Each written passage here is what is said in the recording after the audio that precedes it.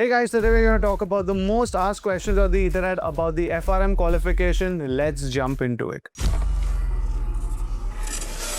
Well, FRM is all about financial risk, and financial risk can be split into just overall financial risk. It can be credit risk, it can be liquidity risk. I think that there are a lot of people being hired as a risk analyst essentially when you are an FRM candidate. So I know that CA is a broader qualification and FRM is much more specialized. So I think when it comes to how many opportunities are available and the average salary, then you will be more if you're a chartered accountant.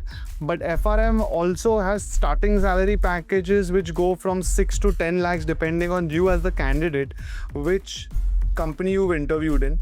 So I think that if you're a good FRM candidate, you can be at the same level as that of a CA, maybe at the same level as a highly paid CA. But if you take average, I would say CA. I say this, right? CA is everything in the field of finance and accounts, like ACCA or CPA. Then CFA specializes in finance and FRM specializes in financial risk. So it's a super specialization. Now in today's day and age, we live in a world where super specialization has the highest value. People don't want to hire generalists. But that all being said, the market is still catching up. So right now, I think that they pay CFAs more. But again, if like my previous point, if you are a great FRM candidate, which is what your aim should be, then I think you can earn equal to that of a CFA.